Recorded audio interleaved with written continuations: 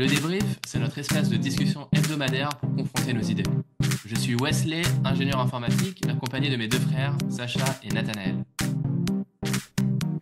Bonjour à tous, aujourd'hui on débrief pour ma part la série Adolescence sur Netflix. Nat. Moi, ça sera le dernier album de Linkin Park. Et Wesley. Oh, pas mal. On n'a jamais fait de musique. Moi, ça sera le documentaire Netflix sur Carlos Alcaraz qui s'appelle My Way ou Mi Manera. Ah, c'est sur Alcaraz. Putain, moi, dans les messages, j'avais compris Alcatraz. Je croyais que t'allais nous parler de prison et tout. Je comprenais pas. Attends, t'es sérieux ou c'est genre la blague du soir? Ah non, j'étais sérieux. Je sais pas, j'ai dû lire en diagonale. Ah ouais, comme tous les messages que je t'envoie. Merci Nathanaël. Merci. Mais moi, au moins, j'y réponds. Allez, bam, ça démarre fort. Hein. Ça démarre fort. Bon, bref, en tous les cas, ouais, documentaire de Carlos Alcaraz et non Alcatraz, monsieur Nathanaël. Voilà, alors on va demander en direct et en live à nos abonnés, qu'est-ce que vous voulez voir comme sujet tout d'abord? Ah bah non, il n'y a pas de réponse puisqu'on a enregistré sans abonnés. Petite blague. Donc, qui veut commencer? Bah vas-y, hein, t'as l'air bien sur ta lancée là. Allez, vas-y, je commence. Donc la série Adolescence sur Netflix, bien évidemment, ça fait au moins un mois qu'on en entend parler, que tout le monde en parle, tout le monde a donné son avis. Donc moi, j'arrivais pas en retard, mais au moins j'ai un peu de recul à donner sur cette série. Mon avis est très simple. Pour moi, c'est une série qui est géniale à plusieurs aspects.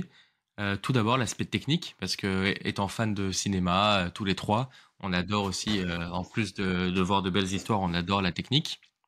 Et cette série, de 4 épisodes d'1 heure à peu près, se déroule intégralement en plan séquence. Alors, ça fait quelques années que le plan séquence a le vent en poupe, mais plus pour justement. Et Ça avait justement disparu un peu, plus, hein, ouais, je mais pense.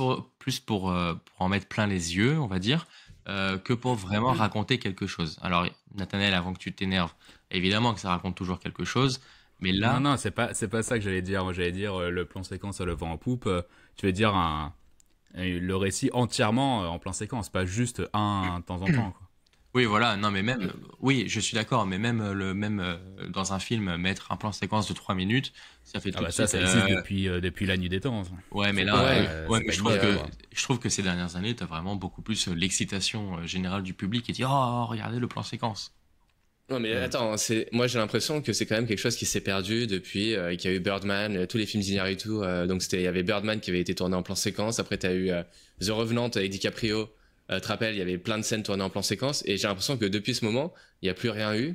Non, c'est complètement faux, mais c'est juste que t'as pas vu, quoi. Ah ouais? Bah, Ouais, je peux t'en citer plein, là. Bah là, Mais récemment, là, il y a une série sur Apple, The Studio, là, où chaque épisode, pareil, c'est un seul plan séquence, je crois.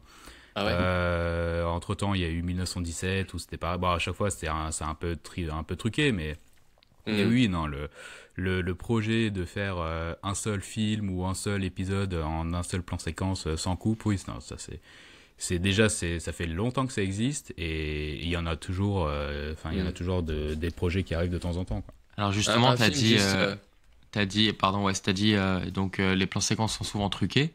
Justement, là, apparemment dans l'adolescence, mais en tout cas moi j'ai regardé beaucoup de documentaires dessus, t'aurais aucun trucage. Tout serait fait en vrai plan séquence, mais ce qui est impressionnant c'est que t'as des changements de caméra en plus.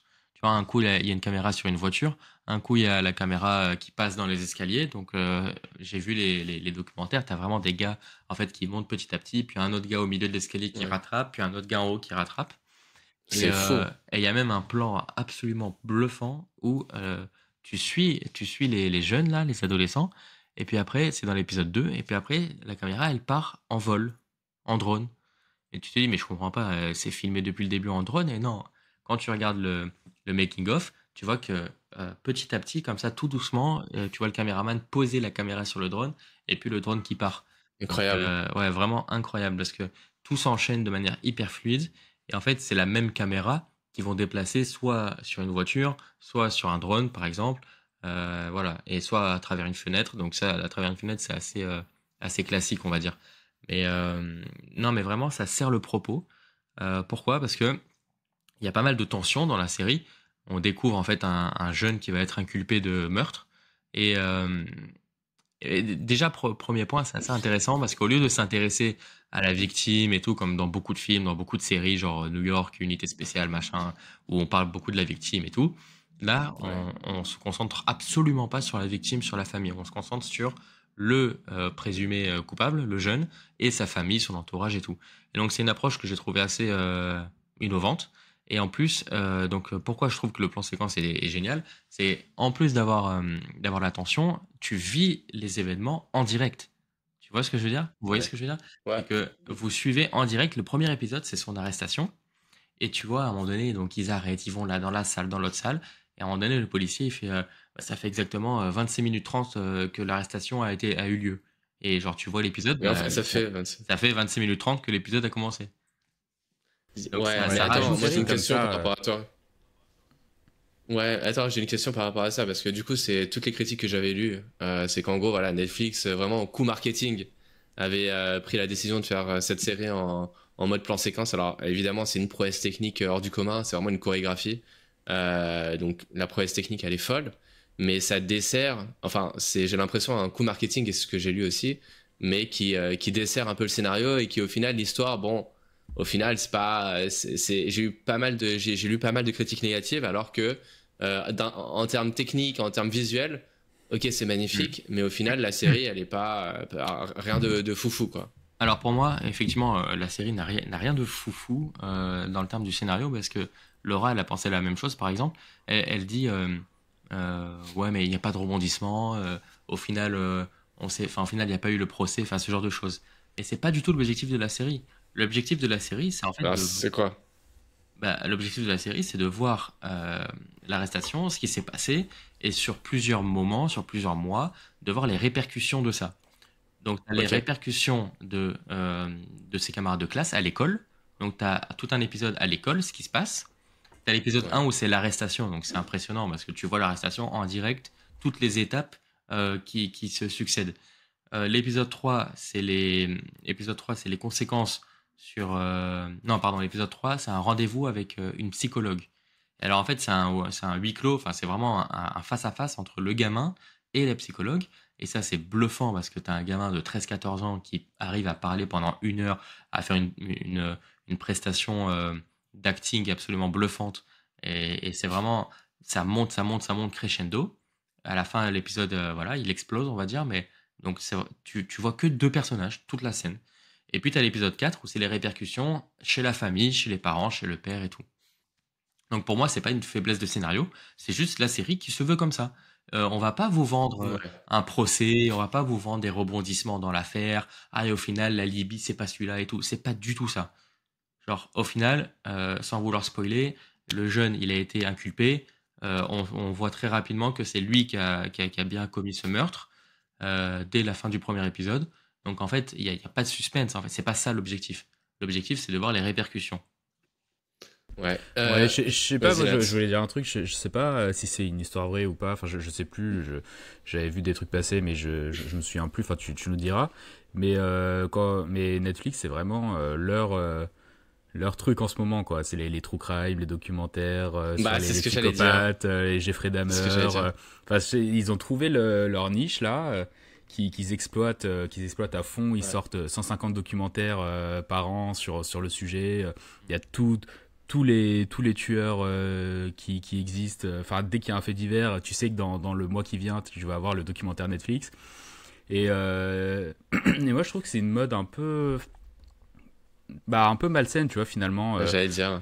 Et enfin, ouais, tu sais, il y a vraiment cette course au truc le plus sanglant, le plus glauque, le plus machin et tout. Puis t'as des gens qui regardent ça en mode allongé sur leur canapé avec leur petit Pokéball là, et Ah, mais qui se servent de ça, c'est pour avoir un peu le frisson. Et pour ouais, je le sais coup, pas. je suis d'accord avec toi sur Mais tu vois, Jeffrey Netflix, Dahmer. ils se mettent vraiment à fond là-dessus, quoi. Non, Donc c'est mais pour ça, tout à l'heure, j'ai pensé à ça quand t'as dit, ouais, c'est innovant et tout, mais. Enfin, non, moi j'ai plutôt l'impression que ça s'inscrit justement dans une mode ouais. qu'a instauré Netflix depuis, Bah, ouais, depuis 4-5 ans, quoi. Ouais, attends, ça, si je peux me permettre. Attends, juste, non, si je peux me permettre pour rebondir sur ce que t'as Nel, parce que c'est hyper intéressant. En gros, bah, moi, je suis un peu du même avis. Déjà, tous les docs un peu true crime, les trucs un peu comme ça, hyper réalistes et tout sur les tueurs en série, etc. de Netflix, bah déjà, je les trouve très très bien faits. Mais je parle que des documentaires, hein, pas des films, parce qu'après, par exemple, tu as parlé de Ted Bundy, ils ont fait le doc, et ils ont repris le doc, ils ont fait un film avec Zac Efron. Après, il y a eu pareil, je crois qu'ils avaient fait pareil avec un Jeffrey Dahmer, avec Zac Efron. Après, ils ont fait pareil avec Jeffrey Dahmer, justement. Mais bon, tout ça pour dire que, en fait, ils ont fait pareil avec les deux frères Menendez. Même série que Dahmer, quoi. Genre, c'est l'anthologie des grands tueurs américains, là. Enfin, des grands, entre guillemets, quoi. Mais donc, si je reprends ce que dit Nathanaël, alors moi, j'adore ce genre de série documentaire, parce que tu rentres vraiment à l'intérieur, et en fait, avec ce qu'ils ont fait sur Adolescence, et d'autant plus par le fait que ce soit un plan séquence, j'ai l'impression que là, ils te mettent en tant que spectateur à l'intérieur. Ça veut dire que les gens qui apprécient ce genre de documentaire, là, ils vont apprécier encore plus, puisqu'ils sont presque acteurs, ils rentrent à l'intérieur, et vu que c'est un plan séquence, et comme tu as dit, tu es presque à l'intérieur du huis clos, la confrontation entre la psychologue et le criminel. Donc tu es à l'intérieur, tu vois exactement ce qui se passe, et comme le dit Nat, c'est hyper bâtard aussi, parce que d'un côté, c'est complètement malsain, mais de l'autre, c'est ce que le spectateur veut aussi voir. C'est-à-dire, il veut rentrer à l'intérieur, et c'est malsain, mais en même temps, c'est fascinant, et il y a plein de gens qui sont fascinés par ce genre de choses et qui aimeraient rentrer et voir l'intérieur du décor, et qui n'est pas forcément reluisant, mais en tous les cas, j'ai l'impression ce qu'ils ont voulu faire, sachant à quel point leur niche est porteuse. Donc tu as parlé de niche, la niche un peu par rapport à ça, c'est hyper porteur. Moi, en ce moment, dès que j'ouvre Netflix, il y a un moment, bon je le fais moins maintenant, mais il y a un moment où j'allais directement dans documentaire et chercher des trucs comme ça. Parce que c'est ce qui réussissent le mieux. Il y a une période, il y a 3-4 ans, à partir de 3-4 ans, jusqu'à peut-être il y a 1 an, jusqu'à peut-être Jeffrey Dahmer, après ils sont un peu moins réussis. Mais je trouve que il tenait vraiment le truc super bien, et c'était hyper intéressant ce qu'il faisait. Alors je suis pas forcément d'accord, Nat.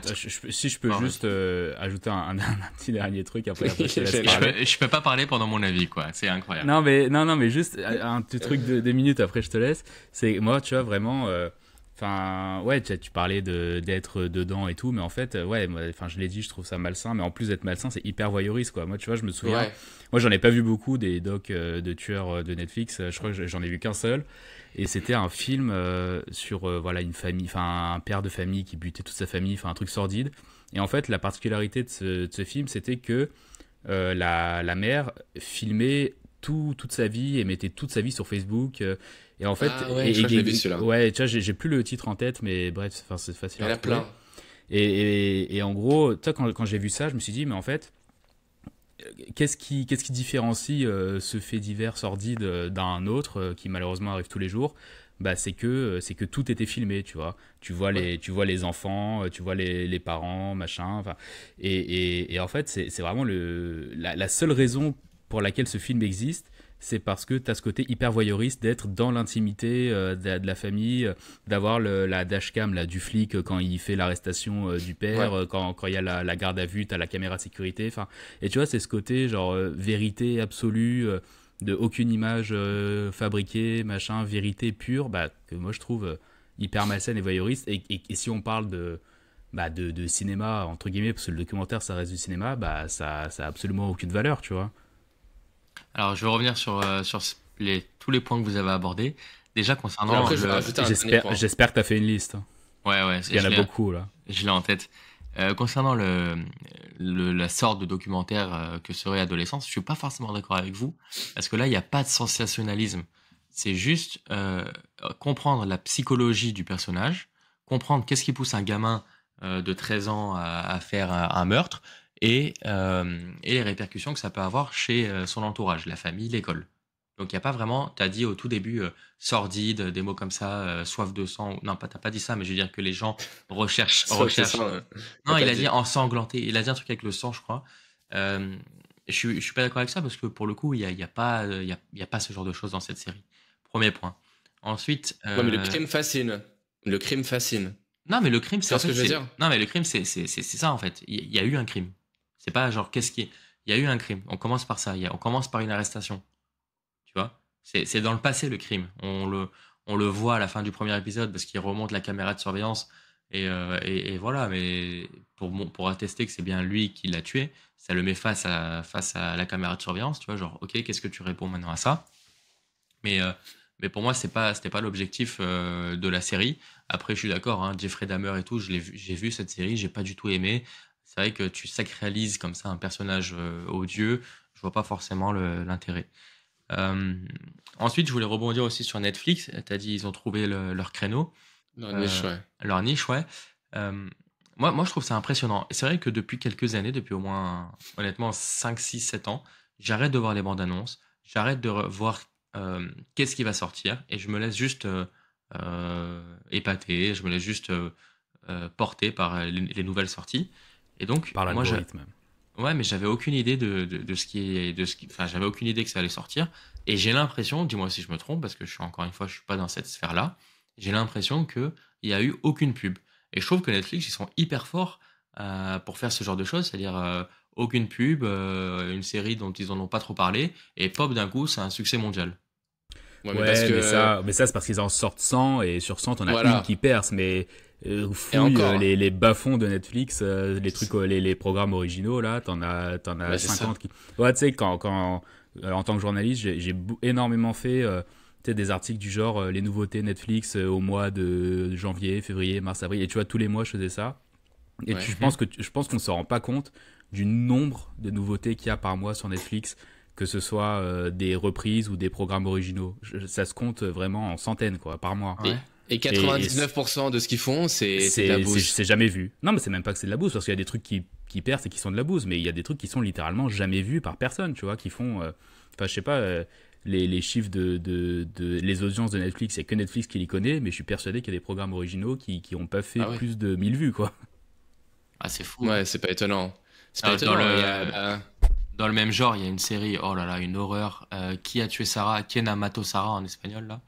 Oh là là, c'était nul. Et pourtant, c'était il y en a recommandé, plein. tu vois. Ah oui, C'était et recommandé. pareil, Plein. le truc turc là, avec le Ah père oui, oui, autiste. oui. Là. Putain, qu'est-ce que c'était de la merde ça. Mais attends, Et non, pareil, la plateforme. Enfin, t'as plein de trucs. De toute façon, Netflix, en série, je dis pas, mais en film, franchement, je saurais pas te citer plus de 5 films qui sont vraiment mémorables, quoi. Que ok, ouais. genre tout le monde les a vus, ils ont fait 200 millions d'heures de visionnage le premier mois, mais aujourd'hui, si tu leur demandes, personne s'en souvient. Quoi. Ouais, Alors, bien qui se sûr. souvient de la plateforme? Alors qu'à l'époque, tu sais, c'était sur tous les réseaux sociaux, tout le monde en parlait. Aujourd'hui, tout le monde s'en fout. Quoi. C'est pas que juste, voilà, c'est pas que les séries, c'est aussi les films qui sont jamais des grosses réussites. Hein, les films qui sont créés par Netflix, à part peut-être au tout début où ils commençaient à le faire. Ouais, Bon moi, bref, tu vois, voilà. je peux t'en citer 5 6 peut-être 10 allez, si je creuse, mais pas plus, quoi. Et attends, est-ce que vous avez vu, juste je me permets, vous avez vu You, la série You? Parce que Non. c'est un peu le même créneau. Donc juste pour Mais rebondir. ouais, ouais, je connais, ouais, je vois. Mais Et ça, ça, pareil, j'ai 5 ou 6 saisons, enfin, le truc, c'est interminable. ouais, et ben Léa elle regarde, donc ma femme elle regarde, elle adore, et moi j'ai regardé à partir de la dernière saison là avec elle en live. Le mec enfin c'est un tueur en série que tu suis et tout, c'est vraiment horrible. Et en fait c'est intéressant de le mentionner parce que tu vois je te disais les gens en ce moment sont très très branchés, mais bon ça date de pas mal d'années aussi quand même, très branchés sur ce genre de documentaire et ça. Et il y Bah, a ça aussi date cette tendance. Vas-y, Rodina, t'es en mute, hein. Non, je disais, ça date de Dexter, je pense. Ouais, il y a eu Dexter, mais non, mais juste, il y a cette tendance en fait, et ils en parlent, Netflix en parle sur certains documentaires où ils reprennent un peu le fil du tueur et essaient de le retrouver. Tu sais, il y a des forums Reddit avec des gens qui se passionnent et qui essayent de trouver les tueurs, trouver la trace des tueurs. Donc, tu vois, t'as les forums Reddit et des gens comme ça qui ont commencé à faire ça. T'as des chaînes YouTube spécialisées sur certains crimes qui essayent par exemple de récupérer des affaires, comme par exemple le petit Grégory. Tu sais, Netflix avait fait même un documentaire sur le petit Grégory, soit dit en passant. Ouais, sur Et, Dupont de Ligonnès aussi. Ouais. et je sais pas si vous avez vu, alors le doc, alors lui pour le coup, il est vraiment bon. Moi j'ai beaucoup aimé celui qui m'a peut-être lancé sur cette série de doc, c'est sur Luca Magnotta, qui était un tueur. Et alors je vous invite à le regarder, c'est pareil, un doc Netflix. Il s'appelle Don't Fuck with Cats. Je crois que le titre c'est Don't Fuck with Cats. Genre, Ah oui, je me souviens. Ouais. Don't Fuck With Cats. Et donc Luca Magnotta, c'était un tueur en série là. Et en fait, il a été retrouvé grâce à des gens qui sont branchés sur Reddit, qui ont commencé à communiquer ensemble, et ils ont retrouvé sa trace avec Google Earth, avec Google Maps, ils ont retrouvé son adresse, où il habitait, etc. Ils l'ont retrouvé jusqu'à...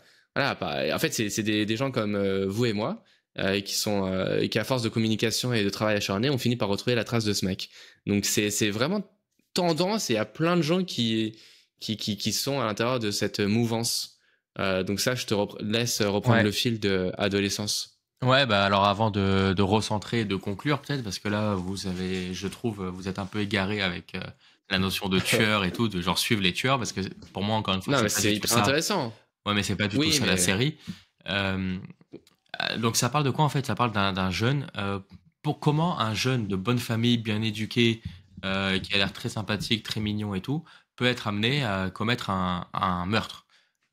Donc ça va parler de ça, ça va parler de psychologie, ça va parler du rapport homme et femme, des conneries que peuvent réécouter les jeunes sur les réseaux sociaux, notamment donc tout ce qui est masculinité toxique et le rapport aux femmes.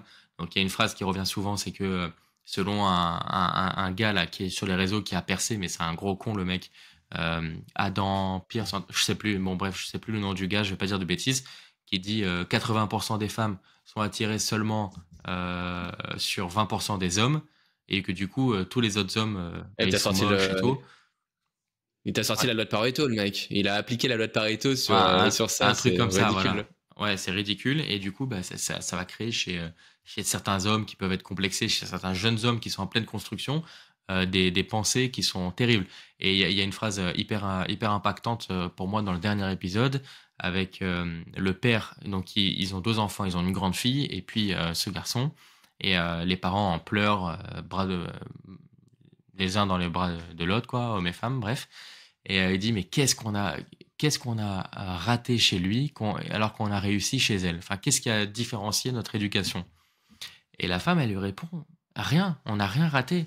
C'est juste qu'on peut pas tout contrôler, on peut pas contrôler tout ce qui se passe dans les écrans quand il est sur l'ordi jusqu'à 2 heures du mat et tout. Je veux dire, il y a une éducation, mais à un moment donné, tu peux pas tout contrôler. Et donc forcément, les réseaux sociaux, tout ça, ça peut impacter très négativement les jeunes.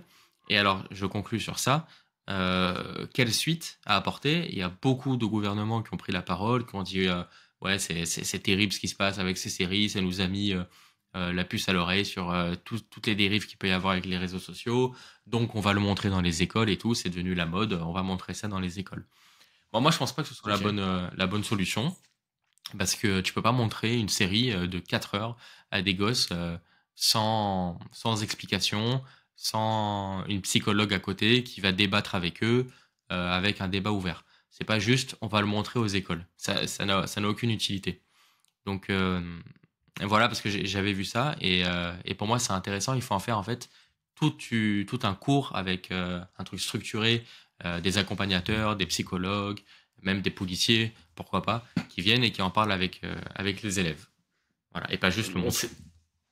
J'ai vu cette semaine ou la semaine dernière justement un post sur Instagram de Gabriel Attal qui disait, alors c'est peut-être par rapport à ça, j'avais pas forcément compris que c'était par rapport à l'adolescence, mais qui sort des réformes justement par rapport à ça, limiter, genre censurer les réseaux sociaux, pratiquer une sorte de vérification de l'âge pour chaque utilisateur de réseaux sociaux, et en dessous d'un certain âge, laisser une utilisation de maximum 1 heure par jour, que des réformes comme ça pour justement ne pas laisser les enfants au final se laisser complètement impacter par les réseaux sociaux. Et j'avais pas fait le rapprochement, mais c'est peut-être pour ça qu'il est il est très à fond sur l'école, hein, quand il a été ministre et tout, et je crois que depuis qu'il est plus Premier ministre, il a ouvert une association, si je me trompe pas. Mais donc voilà, en conclusion, regardez cette série, n'attendez pas à des rebondissements, c'est pas ça le but, c'est plus comprendre la psychologie et comprendre ce que les enfants peuvent faire de leur temps libre. Et t'as aimé au final, alors c'est plutôt positif? Ouais, c'est une série que t'as appréciée? Moi j'ai adoré, j'ai vraiment adoré. Ok, top. Ok, bah super. Ouais. Alors merci Sach. On va enchaîner avec... Ouais. Allez, ouais, si vous voulez. Allez, vas-y. si vous voulez. Ouais, donc moi je voulais parler donc du doc, encore Netflix. Voilà, on les retrouve un peu partout. Et cette fois, c'est sur le doc sportif tennistique sur Carlos Alcaraz. Donc pour ceux qui connaissent pas Carlos Alcaraz, c'est un joueur de tennis, le plus jeune numéro 1 mondial. Il était numéro 1 mondial à 19 ans. Il a gagné 4 grands chelems à l'heure active, donc il a 21 ans aujourd'hui. Il est connu pour sa précocité. Il a gagné un grand chelem au même âge que Nadal et Djokovic, 19 ans, son premier, qui était l'US Open en 2022, donc à New York. Après, il a gagné 2 fois Wimbledon et Roland Garros. Et donc voilà, c'est le petit précoce, c'est le petit génie, et c'est le fourvoyeur d'émotions, comme dirait un YouTuber qui s'appelle Service Volé, YouTuber tennis que je suis pas mal. Donc fourvoyeur d'émotions, quelqu'un qui est... Ouais, donc on a eu un petit problème technique, donc on reprend donc de mon côté. Ouais, donc je parlais de Carlos Alcaraz de manière générale, donc grand tennisman, fourvoyeur d'émotions comme je le disais.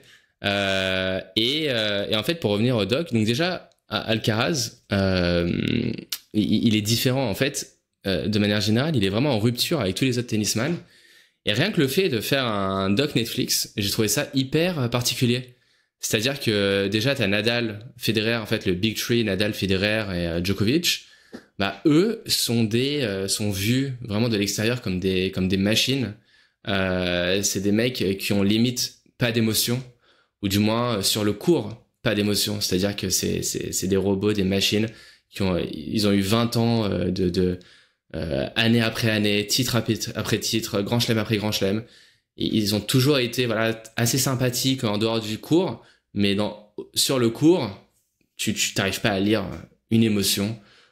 Et moi, bon perso, juste pour la petite anecdote, je suis un très très grand fan de Rafael Nadal, donc le tennis c'est un domaine aussi qui me tient à cœur. J'ai beaucoup joué, j'adore ce sport. Et donc pour revenir à Carlos Alcaraz, en fait, déjà rien que le fait de faire un doc Netflix, je trouvais ça assez bizarre, comme je disais. Et voilà, il se met en rupture avec les autres.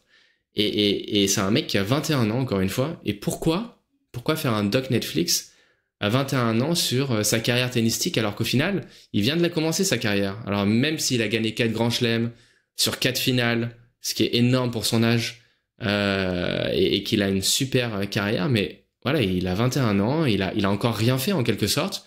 T'as dit 4 finales sur 4 grands chelems? Ouais, il a gagné 4 grands chelems sur 4 finales. Il a joué 4 finales, il a gagné les 4. Ouais, mais rassure-nous quand même, hein, rassure tous les auditeurs. Tu continues quand même d'idolâtrer Nadal, rassure-nous. Mais bien sûr, non mais Alcaraz, non mais moi Nadal c'est Nadal, ça s'arrête là. C'est-à-dire que comme je disais, je suis un très très grand fan de Rafael Nadal. Pour la petite anecdote, on a appelé notre fille Raphaël. Donc voilà, Rafael Nadal c'est mon idole absolue. J'ai appris énormément de lui. Voilà, la persévérance, tout ce qui est en rapport avec aussi l'humilité, la confiance en soi, le sacrifice de soi et vraiment le travail aussi, la force du travail. Bon, et voilà, Nadal, c'est Nadal, ça s'arrête là. Il s'est arrêté, malheureusement, le tennis, ça sera plus jamais pareil pour moi. Il y aura plus jamais de Nadal et je suivrai plus jamais le tennis de la même manière. Mais Alcaraz, c'est quelqu'un qui quand même ressemble un petit peu à Nadal, à Roger, à Novak Djokovic, en fait au Big Three, et qui s'en rapproche le plus au final. Alors là récemment il y a eu petite intégration de Yannick Sinner, qui lui est à 3 grands chelems. Après je veux pas reprendre, il y a eu des petites des petits trucs assez récents, des scandales récents sur Sinner qui a été suspendu 6 mois pour dopage. Donc là Sinner qui est il y a aussi Sacha Zverev. Ouais, mais Zverev, c'est pas pareil. Alexandre. Ah oui, sa compagne, c'est ça? Sacha. Alexandre, Sacha. Sacha, c'est son surnom, parce que les Russes, en général, ils les appellent... Ouais. Alexandre, c'est Sacha. Mais alors, du coup, qu'est-ce qu'il raconte, ce doc? Donc voilà, donc en fait, le doc... alors, le doc, c'est un doc, et c'est hyper mignon, j'ai trouvé. En fait, je suis assez mitigé, parce que d'un côté, j'ai trouvé hyper mignon, parce que c'est un doc assez philosophique, au final, sur la capacité pour un joueur de tennis de haut niveau, de ce niveau-là, de profiter de la vie. Et en fait, quand tu mets ça en perspective avec, encore une fois, les 3 meilleurs joueurs de tous les temps, Nadal, Djokovic et Federer, c'est des mecs qui ont sacrifié leur vie entière. Et c'est très connu, tout le monde le sait que c'est ces mecs-là, ils ont sacrifié leur vie. Voilà, Nadal, il y a eu et même je reprends par exemple André Agassi. André Agassi qui avait écrit un livre qui s'appelle Open, qui est un excellent livre aussi sur ce monde-là, et son père qui était très très sévère avec lui, qui est devenu un grand champion, mais il a jamais vraiment profité en fait de sa carrière. Il était pas heureux sur le court. C'était quelque chose qu'il aimait pas faire au final. Donc il est devenu tennisman un peu malgré lui, à cause de son père, pour André Agassi, et il raconte tout dans ce livre. Rafa, il a aussi écrit un livre avec John Carlin qui s'appelle Rafa, donc comme ça ensemble, et il raconte aussi son enfance. Et il a du plaisir, mais le nombre de sacrifices que Rafa a fait, au même titre que Djokovic, et pour arriver à ce niveau-là, à son âge aujourd'hui, Djokovic, c'est des sacrifices immenses. Et en fait, lui, il se pose vraiment comme l'antithèse de ces trois-là, et c'est quelqu'un qui veut profiter de la vie. Donc tu le suis par exemple en soirée, et il décide de partir en vacances à Ibiza pour faire. Et moi je savais pas du tout même. Alors on voit toujours Alcaraz avec un sourire sur le court.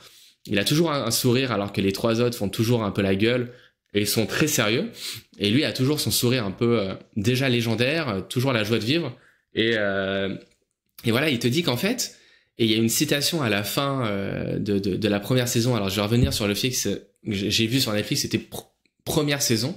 Et ça se termine à une citation qu'il dit, Carlos Alcaraz, il dit « Je préfère être heureux que de connaître un grand succès, car le bonheur est déjà un succès. » Et je trouvais ça super pour un mec de 21 ans de dire ça, la maturité qu'il a. Donc le bonheur, c'est déjà un succès. C'est-à-dire qu'il a une carrière déjà formidable, mais lui, avant tout, son objectif, c'est vraiment de profiter de la vie, de profiter de la journey, comme ils disent les Américains, jusqu'au point final. Et tu vois, d'un côté, c'est ce que je vous disais. Au début, je me disais, mais pourquoi est-ce qu'il fait un truc Netflix? Parce que il est vraiment au tout début de sa carrière. Mais au final, c'est ce qui aussi le définit. C'est-à-dire, encore une fois, c'est quelqu'un qui est complètement différent et en fait, il inculque et il montre sa propre personnalité. Et c'est ça aussi, c'est la beauté d'avoir décidé de faire ce doc Netflix. Que je trouve quand même assez bizarre pour un mec en pleine carrière. Qu'est-ce que vous en pensez, vous, de ça? C'est vrai que c'est impressionnant parce que nous, on peut pas vraiment y penser. Mais imaginons, vous avez un talent monstrueux, vous avez gagné 4 grands chelems sur 4, vous avez l'avenir devant vous et vous pouvez faire tellement de grandes choses, et vous décidez quand même de se dire « Non, mais moi, mon premier objectif, c'est mon bonheur. » Et là, pour le coup, c'est vrai que c'est impressionnant de se dire ça de cette manière-là. Ouais. Et d'un autre côté, il peut faire le choix. En fait, pour lui, c'est simple. Il peut faire le choix de se dire, bah non, en fait, moi, ma vie, ça va être le tennis. Je peux faire tellement de grandes choses. Je peux tellement m'accomplir et de le refuser. Mais bon, bien sûr, ça va contribuer, je pense, à son succès et à sa légende. Néanmoins, peut-être qu'il va manquer certaines choses à cause de ça. Et c'est fort quand même. Ouais. Après tu vois, pour le coup, moi en vrai ça m'étonne pas, tu vois, parce que le tennis c'est un sport qui existe depuis des décennies et des décennies, mais qui est vraiment très médiatisé depuis les années 50, on va dire, années 50-60. Donc en fait, Alcaraz, c'est quoi? C'est la troisième génération de tennisman, en gros, troisième ou quatrième à peu près.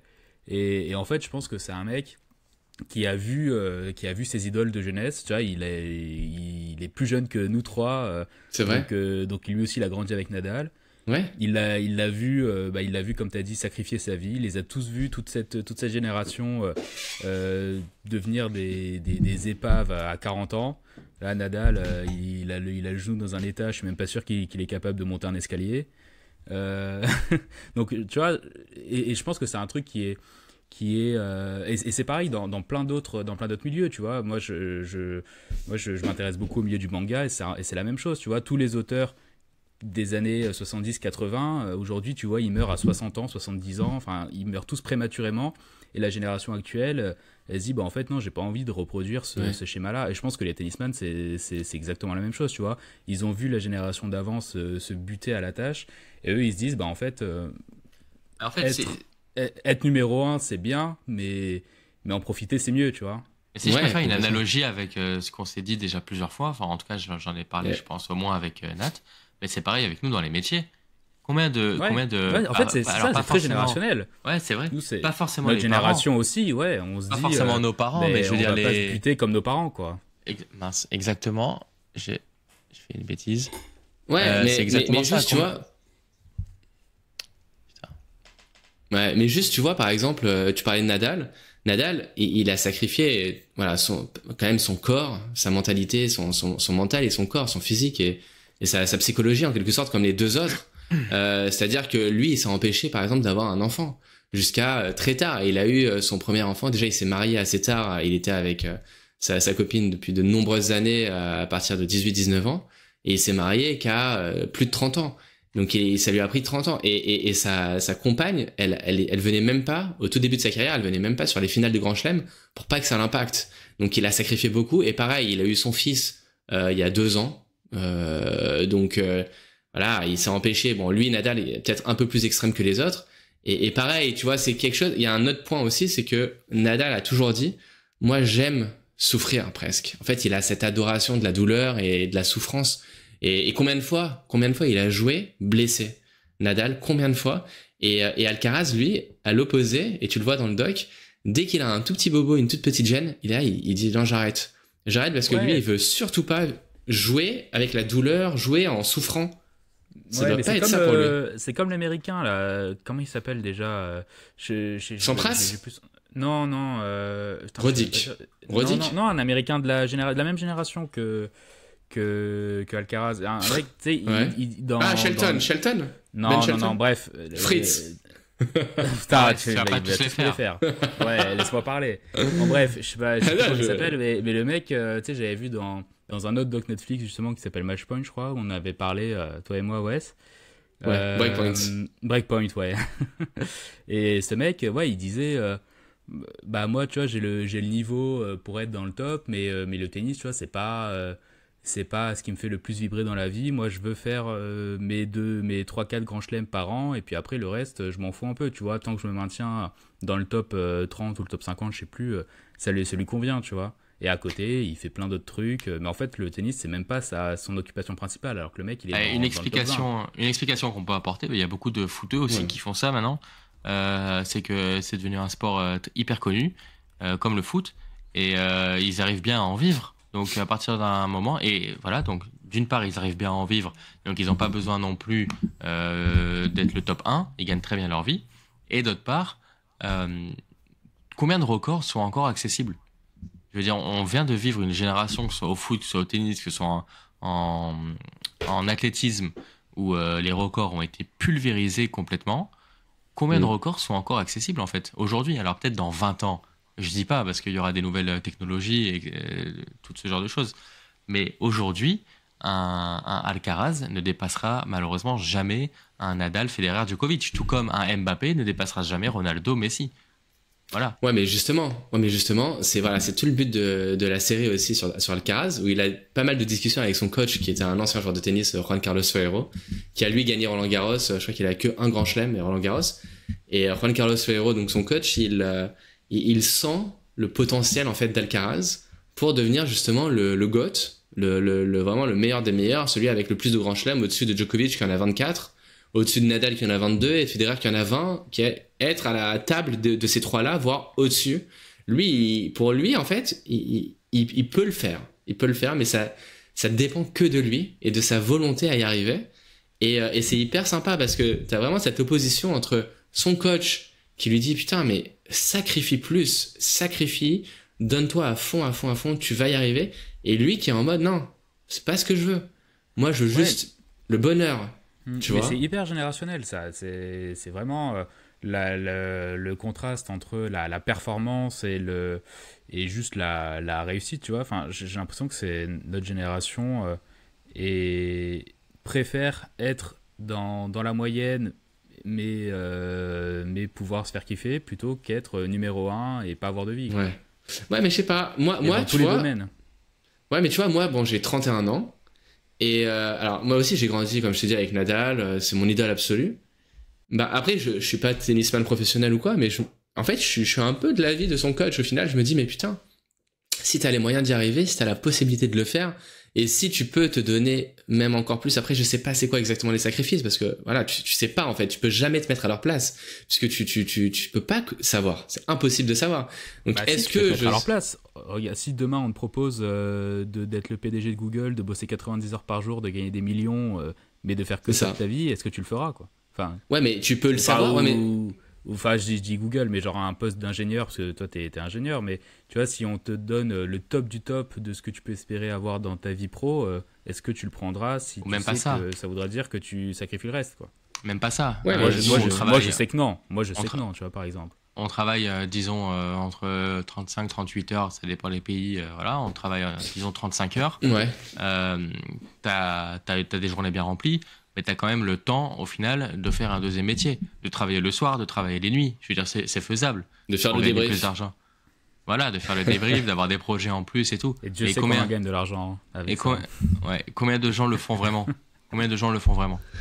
Parce que là, tu termines, disons, à 17 heures. Qu'est-ce qui t'empêche de faire un boulot de 18 heures à 2 heures du matin? Ouais. Bah justement, c'est peut-être ça. C'est le bonheur, en fait, que ça te procure. Ah oui. C'est-à-dire que si t'as pas... Alors, il y a avoir le choix et ne pas avoir le choix. Mais tu me disais par rapport à Google, enfin, je sais pas si on me propose ce poste-là. Mais en fait, tu peux pas savoir tant que t'as pas essayé. Tu vois, tu peux pas vraiment savoir tant que t'as pas essayé. C'est comme la paternité dans un épisode précédent. Tu peux pas vraiment savoir ce que ça fait tant que t'es pas dedans et que tu l'expérimentes pas. Moi, peut-être que être tennisman professionnel et jouer au tennis, je sais pas, 10 heures par jour, faire 5 heures de muscu par jour sur 24, bah peut-être qu'en fait, tu vois, je kifferais ça. Mais tu peux pas savoir, en fait, tant que t'es pas dedans. Eh ben regarde, moi je me suis fait la réflexion ce matin, justement. Tous les dimanches, je joue au foot, donc on est dimanche aujourd'hui. Et je me suis dit, purée, ça fait une semaine que j'ai mal quand même au coup que j'ai pris la semaine dernière.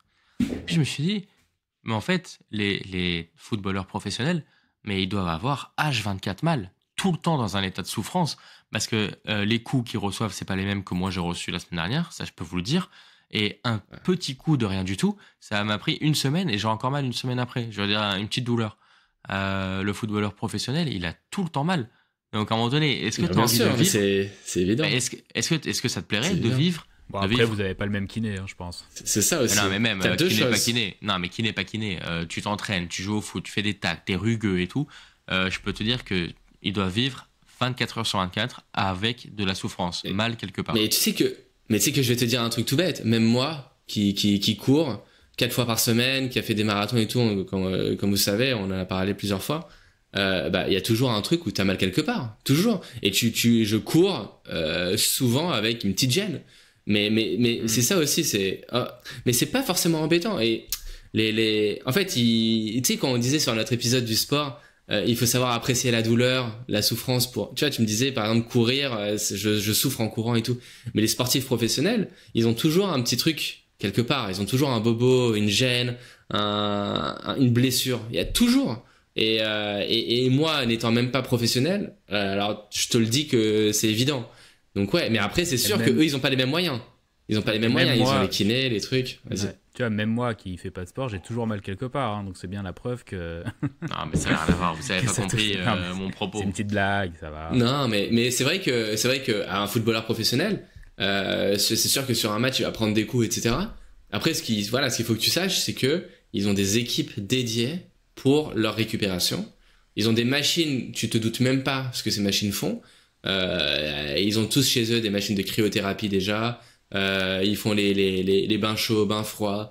Ils ont des kinés H24. Voilà, c'est un apport personnalisé. Ils ont un accompagnement personnalisé. Et voilà, c'est connu. C'est-à-dire que même les plus grands footballeurs, tu prends Messi, tu parlais de Messi, Ronaldo et autres, ils ont tous un coach personnel. Voire plusieurs, et les kinés personnels.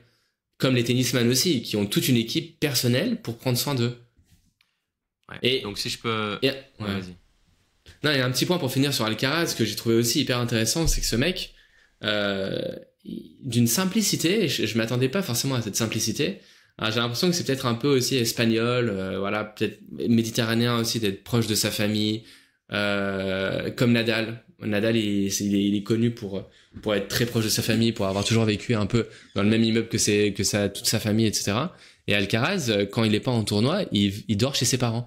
Et donc tu vois ses trophées, donc Wimbledon, Roland-Garros, ses trophées dans sa chambre en fait, dans sa petite chambre chez ses parents, avec ses frères et il dort dans son lit simple à côté de ses trophées. Et j'ai regardé en prize money, donc ce qu'il a rapporté, ce qu'il a gagné dans les différents tournois, il est à 40 millions de dollars. Donc ce mec a une fortune, voilà, d'au moins déjà, sans compter les contrats publicitaires ou autres, à 40 millions rien que c'est par rapport au tournoi gagné et ses participations. Et il vit toujours chez ses parents dans sa petite chambre et ouais, je trouvais ça super super cool aussi. Donc une belle philosophie de vie au final. Bah ouais, hein, exactement. Donc pour conclure, vraiment le bonheur c'est important et j'en connais d'ailleurs un qui a un peu sacrifié tout pour son art au détriment de son bonheur. Bah, c'est Chester du groupe Linkin Park. Donc ça te fait une transition toute trouvée pour Nathanaël. Tout à fait, ouais. Ah, c'est pas exactement ça, mais oui, moi, pour la première fois dans le débrief, je vais vous parler de musique. Et voilà, contrairement à vous deux, ce sera pas une analyse objective, disons, mais plus ouais, un ressenti vraiment perso. Parce que vous le savez, mais voilà, Linkin Park, c'est vraiment mon groupe de cœur que j'écoute depuis des années, où je connais voilà, tous les albums par cœur, etc. Et je voulais en parler parce que ils ont fait un retour fracassant là en octobre dernier, enfin le novembre je crois, l'album est sorti. Et avec une spécificité, c'est qu'ils ont une nouvelle chanteuse qui remplace donc Chester Bennington, comme tu disais Sacha, qui est décédé en 2017, qui était le chanteur depuis les tout débuts, quoi, depuis le début des années 2000. Et si je voulais en parler, c'est pour déjà livrer un peu mon histoire personnelle avec ce groupe, voilà, qui, comme je l'ai dit, c'est vraiment c'est plus que de l'amour, quoi. C'est-à-dire que c'est un truc qui me fait vibrer vraiment au plus profond de moi et qui m'a jamais lâché. Et mon rêve depuis une bonne dizaine d'années, c'était de les voir en concert, justement. Et quand j'ai appris le suicide de Chester Bennington, qui m'a foudroyé d'émotion, un des premiers trucs que je me suis dit, c'est putain, je pourrais jamais réaliser ce rêve de les voir en concert. Et donc, malgré tout, le groupe m'a suivi, voilà, 2017, 2018, 2019. Je continuais à réécouter les albums en boucle. Quand tu vois mon Spotify Wrapped à la fin de l'année, c'est les cinq premiers morceaux, c'est des morceaux de Linkin Park. Les 5 premiers albums, c'est les albums de Linkin Park. Le premier artiste, c'est Linkin Park avec 80 heures d'écoute. Vous faites partie du top 0,001% des fans. Enfin bref, tout un délire. Et donc là, l'été dernier, moi je suivais plus. Enfin, je sais que le groupe était. Enfin, parce que ici, ce qu'il faut dire, c'est que la tête pensante du groupe, c'était pas Chester Bennington, c'était Mike Shinoda, donc celui qui fait les parties rap, pour ceux qui connaissent. Ouais. Donc c'est lui qui a fondé le groupe, c'est lui qui invente les compositions, c'est lui qui compose les morceaux, c'est lui qui écrit les textes, c'est lui qui fait les arrangements, c'est lui qui fait tout, quoi. Vraiment, c'est la tête pensante du groupe, c'est le ciment. Et donc lui, il est resté actif, tu vois. Il avait fait un album d'ailleurs en solo qui s'appelait Post-Traumatique à la mort de Chester Bennington, qui est exceptionnel, tout simplement. Il est resté actif, voilà, comme je disais. Il faisait des petites compos dans son coin. Il partageait des actualités autour du groupe. Il faisait des compiles aussi, enfin des ressorties d'albums pour les 20 ans. Donc les 2 premiers albums qui ont fêté leurs 20 ans, il y a eu une énorme ressortie. Donc voilà, il y a eu toujours une actualité qui continuait à exister, mais moi je la suivais plus trop parce que je savais que ce serait jamais du neuf, tu vois. Mais pourtant, moi je le savais pas, mais il y avait des rumeurs depuis plusieurs semaines d'un éventuel retour. Voilà, les gens, enfin les fans hardcore savaient qu'il y avait des choses qui se préparaient. Et moi j'ai découvert ça un matin quand je me lève. C'était l'été dernier. J'ouvre mon téléphone, je me réveille, j'ouvre mon téléphone, je reçois toutes les notifs de la nuit parce que je mets mon tel en mode avion et que du coup je reçois tout quand je le réactive. Et je reçois plein de trucs, Linkin Park, je vois une photo avec une meuf au milieu, je me dis putain mais c'est quoi ce bordel, moi j'ai un peu la tête dans le cul, je viens de me réveiller et je comprends pas trop, tu vois. Et en fait Quand je me lève, je vois que dans la nuit, enfin donc le soir aux États-Unis, mais pendant la nuit en France, il y a eu un concert surprise de Linkin Park avec une nouvelle chanteuse et je regarde ça, je me dis putain mais c'est quoi ce bordel, c'est quoi cette histoire, je regarde ça limite en tremblant et c'est la première fois que ça m'arrive, mais il était 9-10 heures du mat, je venais de me réveiller, je bossais pas ce jour-là, donc j'avais dormi un peu tard et je défile toutes les actus, Twitter et compagnie, je vois les extraits de concerts, je me dis, j'hallucine vraiment.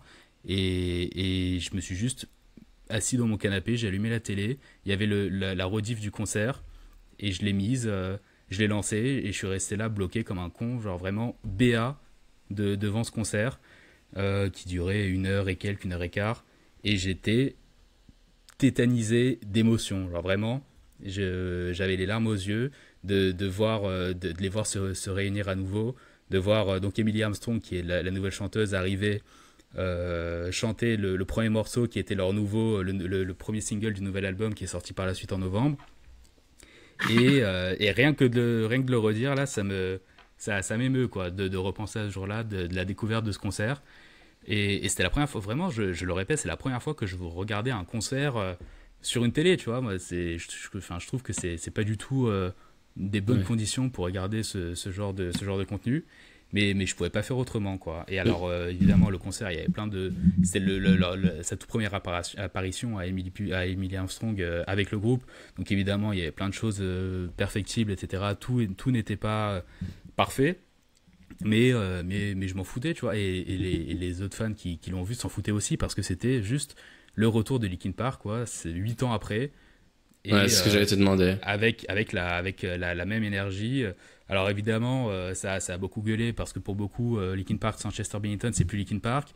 Et je le comprends. Je suis d'accord. Ça sera jamais la même chose. Et mais retrouver ces émotions-là, ça a été quelque chose d'unique pour moi. Et là, tu vois, je me suis autorisé à rêver à nouveau, à me dire, bah en fait, tu vois, ce rêve que je pensais perdu il y a 8 ans, je vais peut-être pouvoir le réaliser. Et si j'ai l'occasion de le faire, bah je le ferai aussi souvent que possible. Et donc, ils ont annoncé une date à Londres. Moi, des temps de Paris, je me suis dit, bah je vais y aller. Mais j'ai loupé la billetterie, je suis arrivé trop tard, donc j'ai pas eu les places. Ensuite, je pensais que tu avais eu, moi. Non, mais là, c'était à Londres. Et ensuite, une semaine après, ils ont annoncé des places à Paris.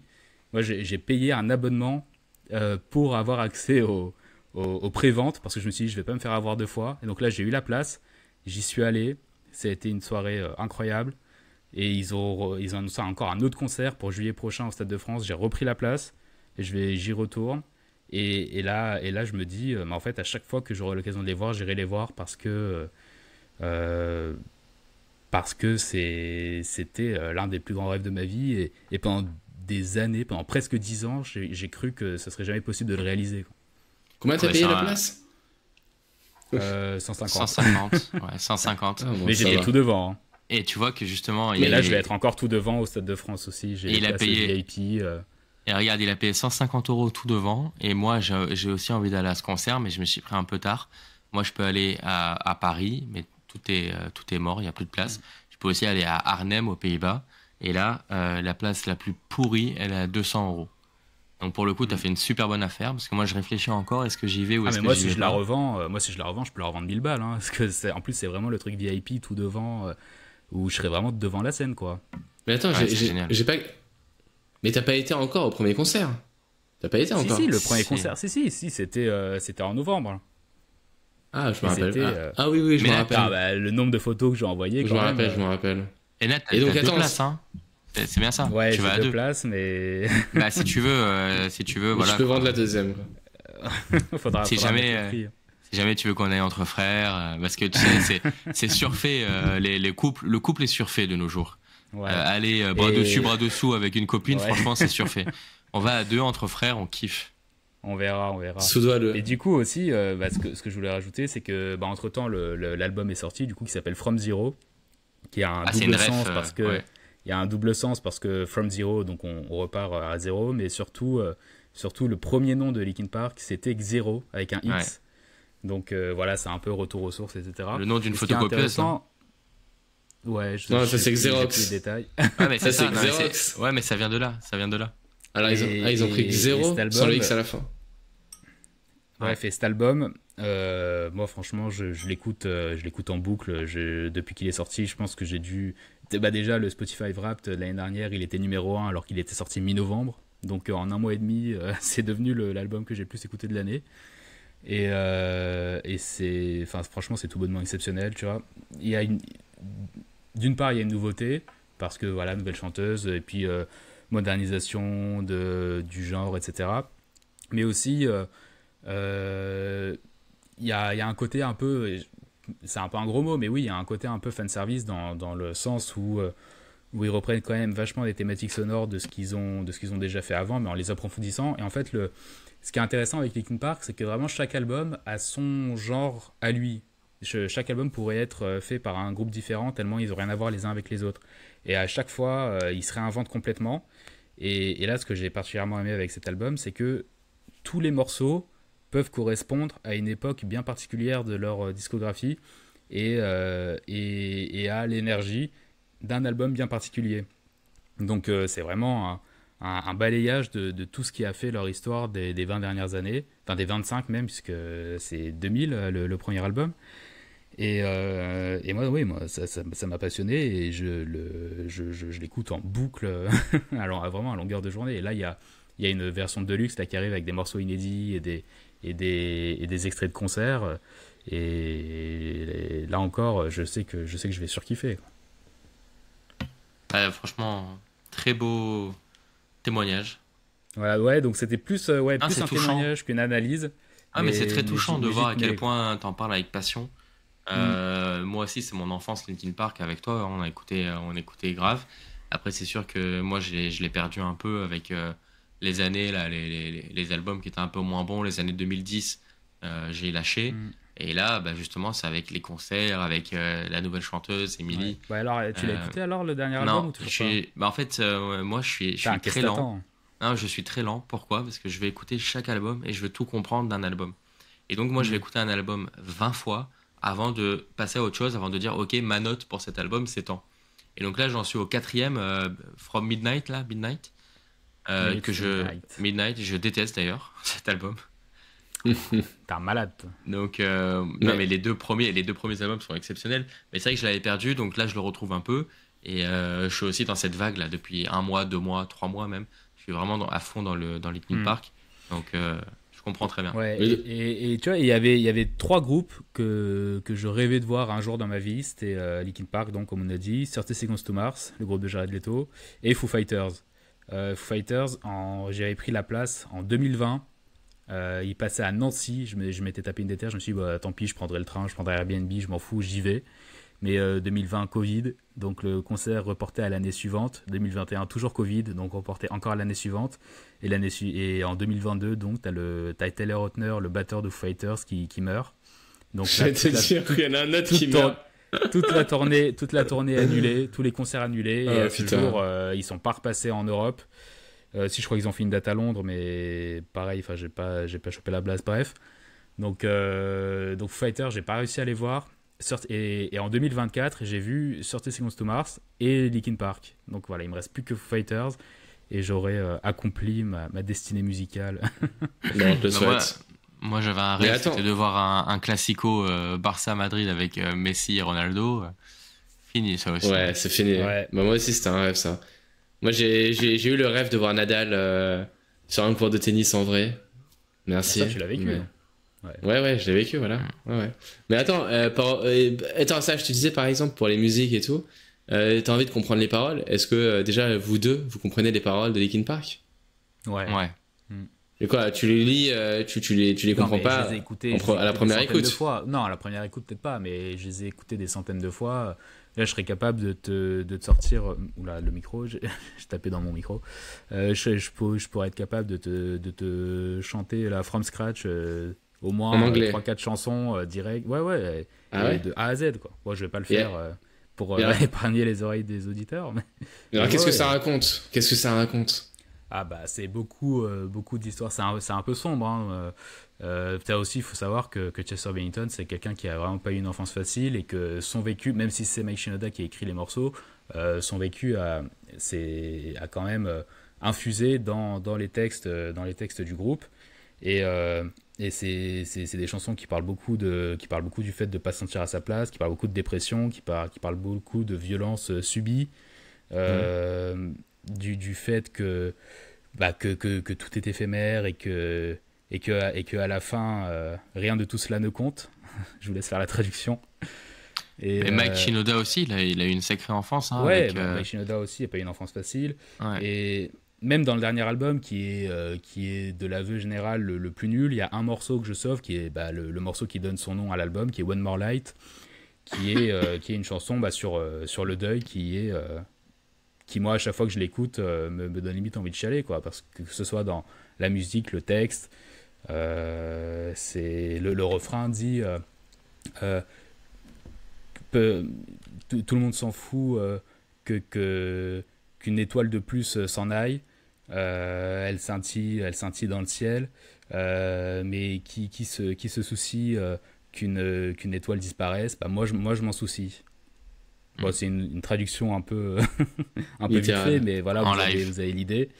En live. Et donc, ouais, voilà, c'est une chanson qui a été écrite après le décès d'un proche du groupe. Et justement, bah, Chester Bennington, enfin non, elle n'a pas été écrite à ce moment-là, mais elle a pris une résonance encore plus particulière lors du... Enfin, si, alors, je reprends l'histoire parce que je suis en train de m'embrouiller, mais en gros, cette chanson a été écrite après le décès d'un proche du groupe. Elle a pris une encore plus grosse résonance après le suicide d'un autre proche de Chester Bennington cette fois. Et donc, quand il a chanté, enfin, c'était vraiment un hommage à ces personnalités-là. Et Chester Bennington s'est suicidé le jour de l'anniversaire d'une de ces deux personnes qui étaient, enfin, de celles qui s'étaient suicidées avant elle, quoi. Donc, c'est vraiment C'est tellement une histoire glauque. sordide, quoi, pour eux. Ouais, Et, mais et pourquoi il s'est la suicidé vie, alors? mais ce serait trop long d'en parler, En mais il a gros, il vraiment eu, avait enfin, il s'est battu toute sa vie contre contre ses ses démons. démons. Il a été, il a vécu enfin, il a vécu des violences sexuelles étant jeune, enfin, étant enfant même, par son père, je crois. Il a été addict à la drogue dès l'enfance, parce que c'était la seule chose qui pouvait le permettre de s'échapper de cet horrible quotidien. Et, euh, et en fait, il a jamais complètement réussi à s'en échapper, quoi. Ah, c'est triste, c'est Et triste. d'ailleurs, J'ai... bah, je recommande à tous les auditeurs de voir la vidéo de la chaîne YouTube Le Règlement, qui a fait là justement il y a 2 semaines, 3 semaines, une vidéo récapitulative de la carrière de Linkin Park. Et là, vous comprenez un peu tout. Mm. J'étais tombé sur une vidéo sur mon fil Insta. Et la dernière vidéo, justement, de lui, il avait été filmé avec un groupe d'amis, genre quelques heures avant qu'il se suicide. Alors, j'ai pas envie de dire de bêtises, je crois qu'il était dans une sorte de poker, soirée de poker ou un truc comme ça. Genre un jeu, un casino. Et ouais, mais c'est touchant parce que alors moi je connais pas une tonne plus que ça Linkin Park ou ce mec-là, mais c'est vrai que tu le vois quelques heures avant, voilà, en train de quand même rigoler avec ses amis, profiter un peu et au final voilà, se suicider quelques heures après, Mm. c'est quand même triste. Ouais, non, mais il a toujours, enfin, toute sa vie, quand tu vois des vieilles interviews, tu vois, c'est un mec qui a beaucoup enfoui sous le tapis et qui a mis énormément de temps à assumer, en fait, toutes les violences qu'il avait subies et la manière dont il a essayé d'en réchapper, quoi. Mais il a mis Mais bon. un album entier avant de révéler aux autres membres du groupe ce qu'il avait vécu. Pendant tout le Mm. premier album qu'ils ont fait, et donc pendant aussi la construction du deuxième album, personne n'était au courant. Et c'est avec la chanson Crawling, justement, où il a osé en parler pour la première fois. Mm. Et il n'arrivait pas à chanter cette chanson pendant, je crois, 6 mois. Pendant 6 mois, il Mm. pouvait pas chanter cette chanson sur scène parce que ça faisait trop d'émotions. Ouais. Et en Et fait, et c'est pourquoi? ça aussi, moi, pardon, je t'interromps, mais moi, c'est ça aussi qui me passionne avec ce groupe, c'est que quand tu l'entends chanter, déjà, il a une voix exceptionnelle qui est aussi, c'est vraiment une voix à la fois d'ange et de démon, quoi. Le mec, Hmm. il peut te faire une voix de Michael Jackson toute gentille, toute calme, toute enfantine, et derrière te hurler, te faire un hurlement de 20 secondes sans interruption d'un seul trait qui te glace le sang. Et en fait, quand tu l'entends chanter, tout ce qu'il a, c'est vraiment, enfin c'est une expression un peu galvaudée, mais dans son cas ça s'applique vraiment, c'est qu'il chante vraiment avec ses tripes, quoi. Quand tu l'entends chanter, il met tout ce qu'il a en lui, il le hurle à plein poumon. Et c'est un truc qu'on retrouve un peu avec Emilie Armstrong, qui est la nouvelle chanteuse, qui elle aussi, d'après ce que j'ai compris, a vécu des trucs pas cool dans son enfance. Mais donc ouais, c'est un truc qui est tellement pur que ça ne peut que te toucher en plein cœur. Ouais. Et alors pour conclure, est-ce que tu pourrais nous faire un petit top 3 de tes titres préférés?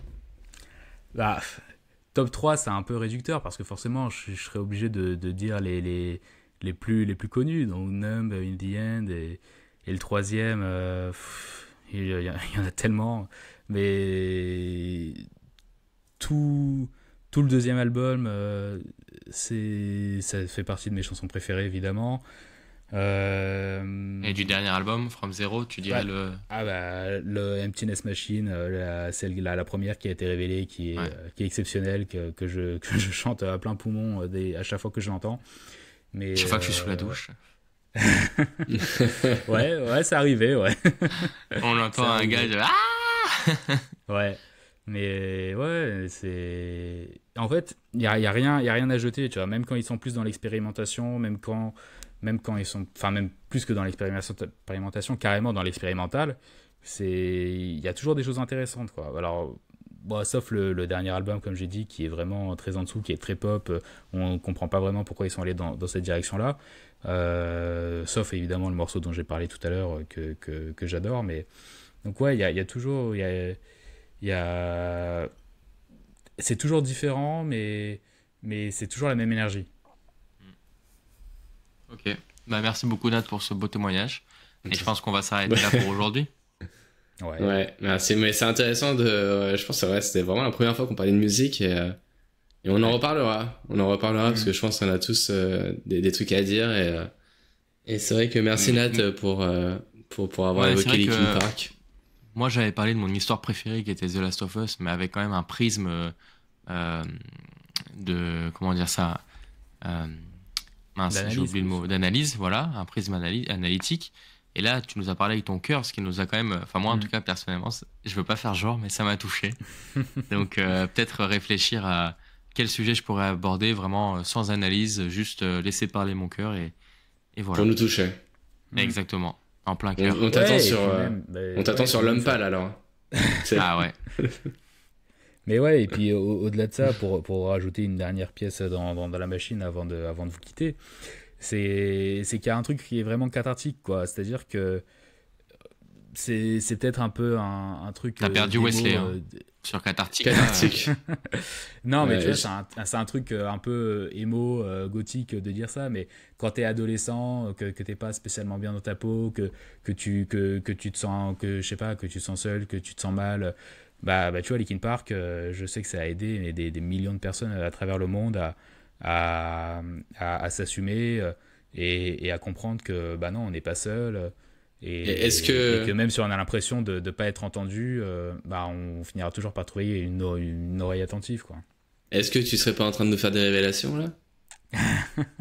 Non, bah c'est un peu comme tous les adolescents, je pense. Donc sur ce, allez voir Adolescence sur Netflix. Ouais. Soit vous finissez dans les commissariats, soit vous finissez dans les concerts de Linkin Park. Excellent. Ok. Super. Et après, pour pas finir dans les méandres de la dépression, pensez à votre bonheur comme Carlos Alcaraz. Voilà, magnifique. Allez, on a fait le tour. Belle philosophie de vie. Magnifique. Allez, on vous laisse et on se dit à la semaine prochaine pour un nouvel épisode. Salut. Salut. Ciao, merci à tous.